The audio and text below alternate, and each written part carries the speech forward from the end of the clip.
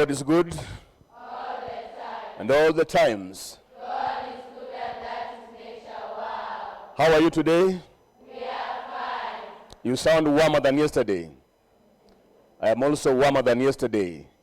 Today, the 21st of February, being Tuesday, we are called upon, as I said in the beginning of the Holy Mass, to stand strong in the face of challenges.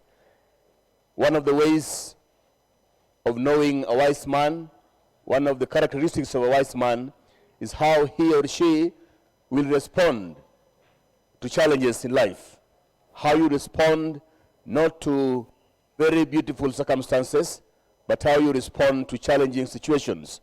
How you respond to temptations. That is the mark of a true mature person. That is the mark of a true wise person. We are going on, we are continuing with the reading from the book of Sirach, book of the Ecclesiasticus, and we are told that if you want to serve the Lord, you must be prepared for challenges. Every wise person in his lifetime met some challenges, starting from Solomon, the wisest of all men, when he asked God to give him wisdom, and after that, he met his first challenge. What was Solomon's first challenge? Solomon's first challenge was to reconcile two women who were fighting over a baby. One of the babies had died, and so they were scrambling for one child. And how did he sort them out? He took a sword, carried the child in the air, and said, we want to divide this child into two, and give half to one woman and half to the other woman. And the wisest of those women was the mother. What did the mother say? Give it to her. Don't kill the baby. Give it to her.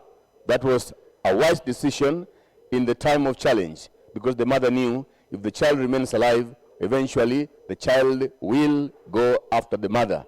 As they say, everything will go back to the owner. Everything will go back to the father. And so that challenge is what we get today. And the Bible, the first reading, goes on to tell us that the reason as to why we must remain strong in the face of challenges when we are serving God is because these temptations will come not to harm us, but to purify us. That is the message even of the book of Job, who was a very good man, who was a very rich man, was finding it very easy, but one time God met the devil somewhere in the highway and asked him, have you seen my servant Job? Oh, that man Job, he does not love you. You test him. And they say, you go test him, but leave his soul. Then you know what happened with Job. But eventually, Job remained strong. Despite the challenges, he remained very strong. The reason as to why we are being told to be very strong is because we are nearing the Lenten period. We are nearing the Lenten season, which is starting tomorrow with the Ash Wednesday. And so we'll be every day trying to follow Christ. And today Christ is telling his disciples about his death. Yesterday Christ healed a mute spirit. Christ healed somebody whom his disciples could not heal. The disciples tried all sorts of gymnastics, but they could not make anything. And when Christ came with majesty and robed, then he just commanded the evil spirit to come out of the man. But today, instead of still warming himself in that fire of having healed that person, if you are the one who healed somebody, perhaps you will be taking opinion samples, asking people, how was it? How did that man form? How did that man gyrate in the ground? No. Christ is now talking about his temptations. And these temptations of Christ are coming towards his death, and that will be taking us all through the 40 days of Lent, every day talking about meeting difficult situations. St. Peter says that, remember, your enemy the devil is prowling around like a roaring lion, looking for someone to eat. Do not give the devil his opportunity. Stand up to him, strong in faith. Stand up to him, strong in faith. That is why today, Christ, when he's talking about his death coming, of course, the temptations would come to Christ through the devil. The temptations came in the Garden of Eden through the devil. When Eve was taking it easy in the garden, then the devil came and tempted her. Of course, she fell, but eventually Mary was sent. But now, Christ is talking about his death. And as he talks about his death, he also wants to know what the disciples were talking about on the way.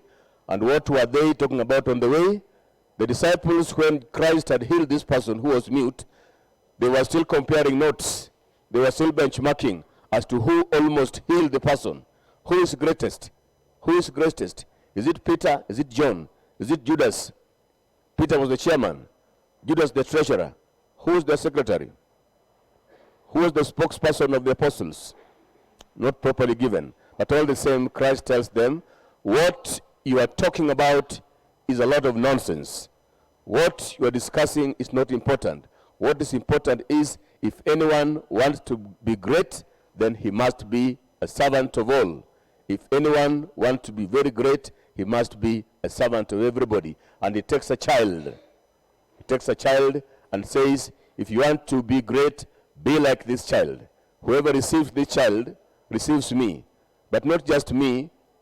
Whoever receives me receives not me, but receives God himself. In other parts of the Bible, Christ is also telling the disciples, if anyone wants to come after me, let him deny himself, take up his cross, and follow me.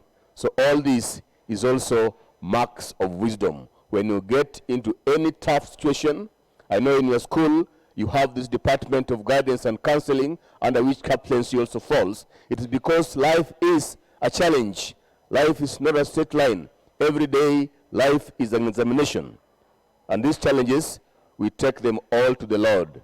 If we have any trouble, we take it to the Lord in prayer. And I appeal to you now, if you know this song of what a friend we have in Jesus, then that will be a song that we sing during the offertory. And as you sing that song, know that you are also presenting your little challenges to the Lord, so that he will help us and he will give us the spirit to remain strong, because he himself remained very strong in the midst of challenges. Let us continue with the Holy Mass.